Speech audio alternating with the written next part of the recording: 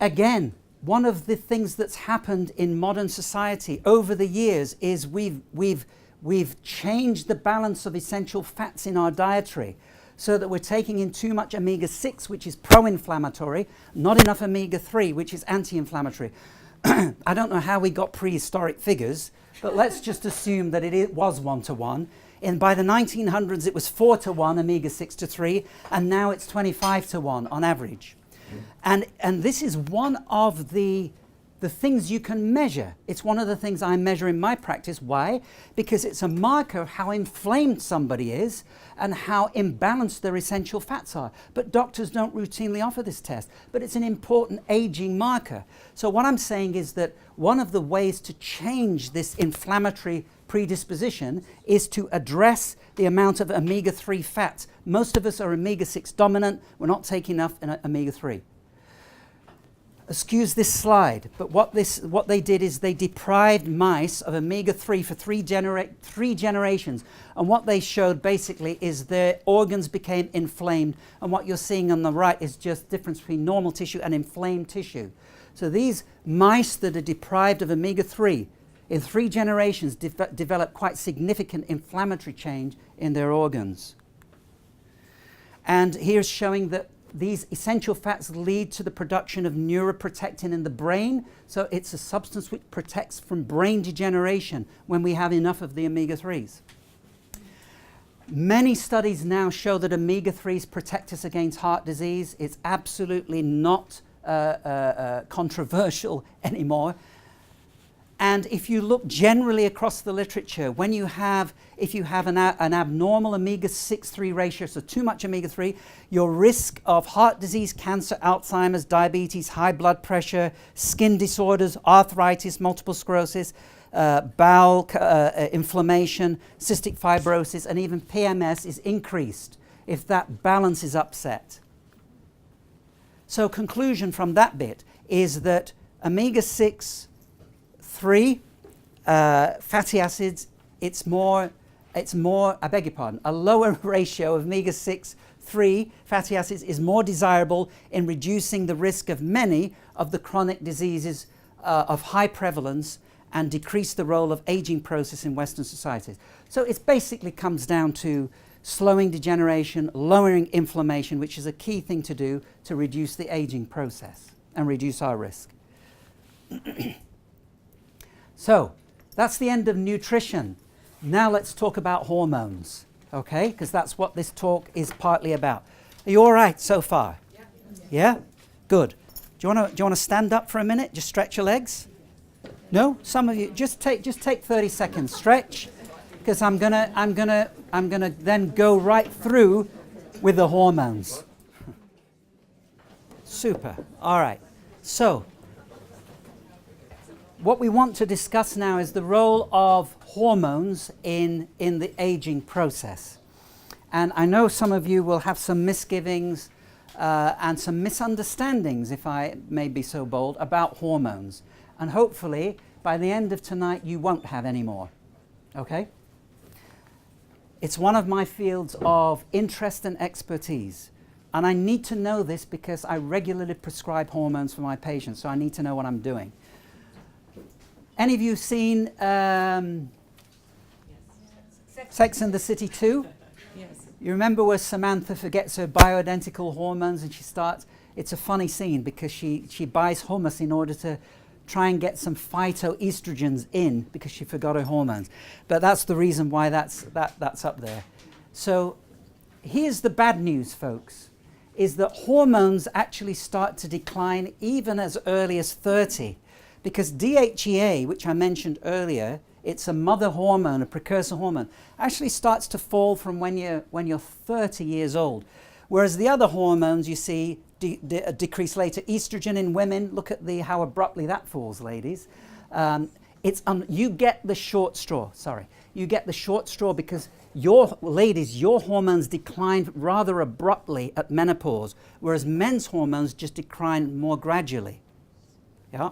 So what you see there is DHA, testosterone, estrogen, progesterone is declined, and progesterone falls before estrogen, which is why women often have perimenopausal symptoms, not because they're estrogen deficient, but because they're progesterone deficient. So what they don't need is estrogen at certain times when they're perimenopausal. They need progesterone. So we'll come on to that. Now here, these two graphs show you at the top men decline in testosterone, bottom women decline in testosterone. So you see that the decline in testosterone in women, and sure, women produce less, but the decline is as stark and as marked in women as it is in men. Now ladies, testosterone is important for your libido, your muscle tone, your brain function. But when you're given HRT, you are never given testosterone back. Why? It's because there's no acknowledgement of the fact that testosterone is very important to women as it is to men. Unfortunately, that's the way it is. Now, look, we age because our hormones decline. Our hormones don't decline because we age. So the belief in anti-aging medicine is that a lot of the aging process is triggered by hormone decline, not the other way around. And it's important to get that. Some of you may have read Suzanne Summers' book. She's the one who made bioidentical hormones very popular. I'm not necessarily recommending that you read it, but she's the one who flagged it, that there is a better way of replacing hormones than conventional hormone replacement. Now, let's look at menopause and look at andropause, and let's look at some of the changes that happen and some of the symptoms. And this is by no means an exhaustive list, but some of you ladies in the audience, sad to say, will be familiar with some of this list. So hot flushes, palpitations, irritability and mood swings, loss of libido, anxiety, vaginal dryness, disturbed sleep, weight gain. Sound familiar? And it is, as I say, not an exhaustive list, but what I wanted to say is in medicine, we tend to focus a lot on the physical symptoms like the hot flushes, etc. But actually, half of women have significant mood and emotional disturbance from a decline in their hormones, which is very often overlooked or mismanaged and mistreated, i.e., a doctor's rush to put a woman on an antidepressant because she has low mood at menopause when really she should be given her hormones back, right? And I absolutely hate the fact that modern medicine does that, because it's not correcting the problem and in a way that would help the woman much better, even in terms of her aging and better bone, etc. We're going to touch on this. So what about male menopause? Well, we call it andropause. Fatigue, depression, irritability, reduced libido, reduced sexual performance. Grumpy old men, right? That's what men become. They become grumpy as they get older, but it's reflective of diminishing hormones, and it can be corrected. Male menopause is associated with increasing aging of the heart and circulation, and also increasing brain aging. But I want to compare andropause and menopause, and what you'll see is there is a lot of similarities in what happens at this time of life. As testosterone declines in men and estrogen declines in women, both get fat. We put on more body fat. We have reduced feeling of well-being. We have reduced sexual function. We have increased risk of heart disease. We have an increased osteoporosis. Men have increased risk of prostate cancer, and women have increased risk of breast cancer. So it's not happy reading, but these are some of the downstream effects of hormone decline. Let's look at estrogen deficiency. What happens in women? Some of the things in pre and perimenopause. Drooping tissue, so drooping breasts, low mood, low energy, depression, headache during menstruation, vaginal dryness. Common.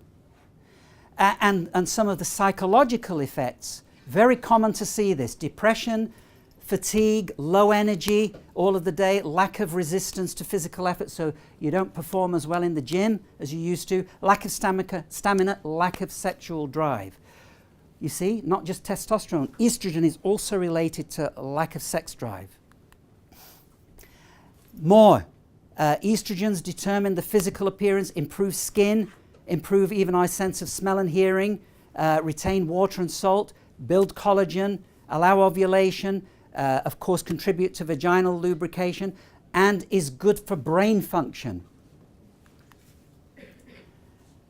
Really this slide is up there just to show you, if you just focus on the bottom, is that estrogen therapy has been shown to decrease free cortisol towards the level in premenopausal women, suggesting a role for estrogen in protection against postmenopausal accumulation of fat. Now, I want to show you another slide on this, because this is important, because everybody, especially women, always ask me this, will I get fat if you give me hormones? What they're really asking is, will I get fat if you give me estrogen? Right? So here, this study shows that if you look at the fat mass at the top, you have placebo, oral estrogen will slightly increase fat mass. But if you give estrogen so it goes directly into the bloodstream, either transdermally or vaginally, or even mucosally inside the mouth, so it goes straight in, you don't see an increase in fat. But what you do see is you see an increase in lean mass. So the notion that all estrogens make you fat is not true. It depends on how they're administered and the form that they're administered in. This shows you that lower estrogen levels are associated with greater incidence of sexual dysfunction, both dryness, painful intercourse, common with low estrogen. Lack of estrogens, of course, makes the vagina atrophy. But when you restore estrogen, it plumps up the vaginal mucosa and also leads to poor orgasm. Alzheimer's disease, we know that estrogen is protective against Alzheimer's. We see an increasing risk of Alzheimer's when estrogen is low. And this is showing you the same thing. I'm going to point this out because this is the risk of Alzheimer's in women, and this is the risk of Alzheimer's in men as we age. So men don't suffer from this as much as women do. But look what happens when you replace estrogen and progesterone. Look, what's happening here is over longer periods of time, you're reaching the same risk of Alzheimer's as men by replacing hormones. So there's no doubt that replacing hormones, estrogen, progesterone, I would argue testosterone, I'm going to talk a bit about pregnenolone as well. When you restore those hormones, you reduce your risk of brain degeneration, ladies. In men, testosterone does the same, by the way. Transdermal estrogen, this is showing how it relieves depression. And this is what I was referring to before. Many a time when women should be just given their estrogen back, preferably balanced with progesterone, this would significantly improve their mood. They don't need antidepressants most of the time. Also, estrogen contributes to increased energy and also clarity of thought.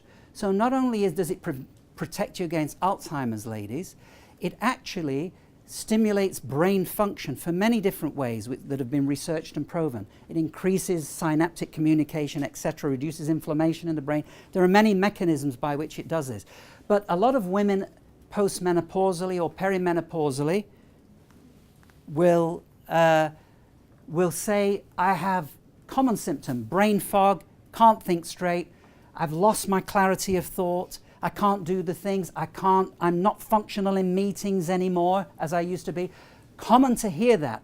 That brain deterioration is often due to the hormones declining. And it's because estrogen, progesterone, testosterone have important brain restorative function. Showing that different hormones increase bone mineral density. So here you have femoral vertebral density, estrogen increases. By the way, estrogen only reduces breakdown of bone. It stops you losing bone. But progesterone and testosterone build new bone. So that's why when you're looking at replacing hormones, it should be done in a way which gives a woman or a man the best effects. Just replacing one hormone is not the right thing to do, because they often work in synergy. So it's important you know that. Androgens, you see, showing you there, androgens are testosterone, builds bone as well. Men and women. And that's just showing you the increase in bone density when you replace estrogen transdermally. So these graphs, this is placebo, And here you see, as you replace estrogen at different strengths, bone mineral density is increasing.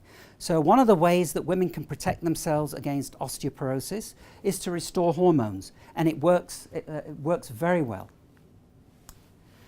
Now, this must come up because some of you will be thinking, well, hang on a minute, whoa, we're talking about hormones here. What about the risks?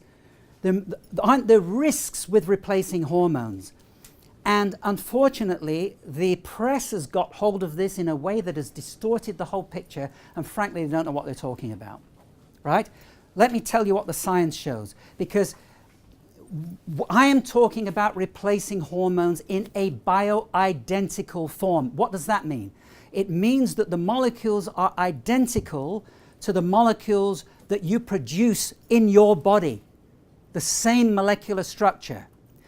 The hormones that you receive, ladies, as HRT, synthetic forms or from horse urine or equine estrogens, for equine estrogens from horses are bioidentical for horses, not for human beings.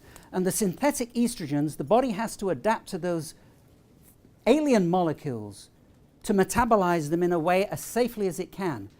The metabolic structures and mechanisms for handling by identical hormones are already in place because they're the same hormones that we produce. So this paper by Kent Holtorf is a very good discussion and summarizes the research showing that bioidentical hormone replacement is safer than conventional HRT. He's not the only one to say it. But this study that was published in, this is so important, this study, I'm going to take a minute over it. This study, which was published in International Journal of Cancer in 2005, should have been headline press, but it wasn't. But this is the reason why. Here, they looked at nearly 70,000 women taking different forms of HRT. These women are not taking HRT. When they took estrogen on its own, there is an increase in risk of breast cancer. This is what this is showing. There's an increased risk of breast cancer. When a woman takes estrogen with a synthetic progesterone, there is an increased risk in breast cancer, and it can be compounded depending on which form the progesterone or synthetic progesterone is in. Did you follow that? Yeah. When women take estrogen with micronized natural progesterone, there is no increased risk of breast cancer. None. That is important enough a study for that to have been on every major newspaper about HRT. But guess what? Doctors still do not get this. 2005 this was published. It's not a small study either. So we have known for years that the way to administer hormones safely for women is to combine preferably a natural estrogen with absolutely always a natural progesterone, not a synthetic progesterone. Thereby, there will be no increased risk of breast cancer. It's how to protect our patient. The same study, a different study in 2005, looked at the risk of deep vein thrombosis with different combinations of HRT. And guess what? It was the same thing. As you combine estrogen with synthetic progesterones, increased risk of deep vein thrombosis. But when you combine estrogen with natural progesterone, no increased risk. So the problem is combining estrogen with these synthetic progesterones. That's what increases the risk of clots and breast cancer. So it is not true and this is what media and medicine is confusing. It is not true that all hormones have the same effect. They do not. Now let me just run you quickly through a few slides. The difference between natural progesterone effects not seen with progestins, which are synthetic progesterone. These are effects that you see with natural progesterone, not with synthetic. Helps balance estrogen, leaves the body quickly, improves sleep, natural calming effect, lowers high blood pressure, helps the body use and eliminate fats, lowers cholesterol, increases scalp hair, helps balance fluids in the cells, increase the beneficial effects of estrogen on blood vessels, increases metabolic rate, natural diuretic, so helps you to lose excess water, natural antidepressant, anti-inflammatory, stimulates the production of new bone, stimulates the action of thyroid hormone, improves libido, helps restore proper cell oxygen, helps also to convert estrogen safely, promotes immunity, and is neuroprotective. All effects that we see with natural progesterone, but not with synthetic progesterones. Kind of important. Studies have shown that progesterone does not, natural progesterone does not induce estrogen-stimulated breast cell proliferation, but synthetic progesterone does. And here you have it again. It's the same thing. It's what I've said before, but just reinforcing from another study. It found women who used estrogen in combination with synthetic progestin had a 69% increased risk of developing breast cancer when compared to women who never took HRT. Women who used progesterone in combination with estrogen, and that's natural progesterone, had no increased risk of developing breast cancer compared to women that did not use HRT. So the story is clear. It's clear as far as the science is concerned. And that was the study Fournier in 2008. Okay, one other thing I want to say about estrogen, and this comes back partly to the nutrition side. Here you have estrogen being broken down in the body. And ladies, there are two main pathways that it's broken down. You have the 2-hydroxy-estrogens, which are safe and non-damaging, but you have the 16 and 4-hydroxy, which are toxic, can damage breast and uterus. In fact, all estrogen-sensitive tissue. Now, all women will produce a proportion of both of these.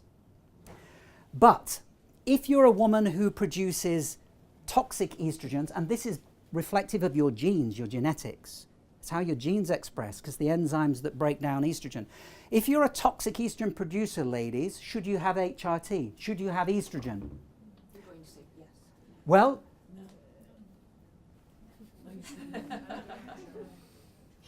let me tell you one more thing to complete the question, really, or the answer to the question.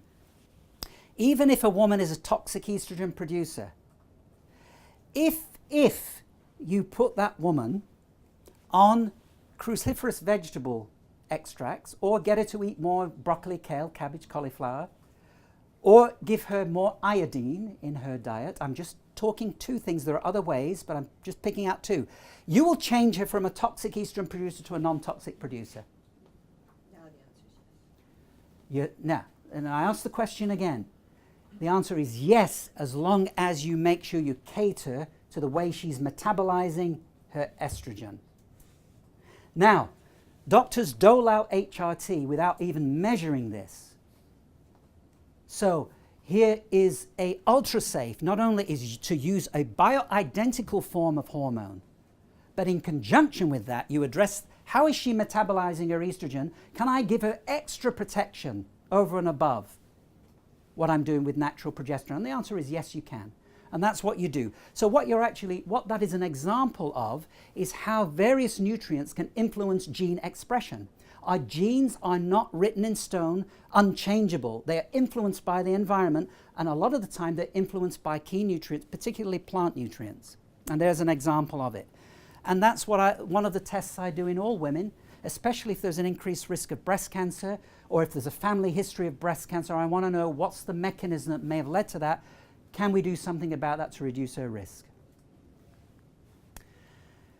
Now, here's the thing, and you know, ladies, if you've had a hysterectomy, the story goes in modern medicine, if you've had a hysterectomy, we can give you estrogen without progesterone. That's a big mistake. That's a big mistake, because progesterone receptors, as well as estrogen, are also present elsewhere in the body. They're present in bone, in the brain, in the breast. So even if you've had your uterus removed, that doesn't mean your body doesn't need to see progesterone elsewhere. And as we've established already, progesterone protects women's breasts from breast cancer. So if you give a woman estrogen just because she's had her uterus removed, what about her breasts? You see the risk in doing that. It's not safe medicine. And that's not the way I practice medicine anyway.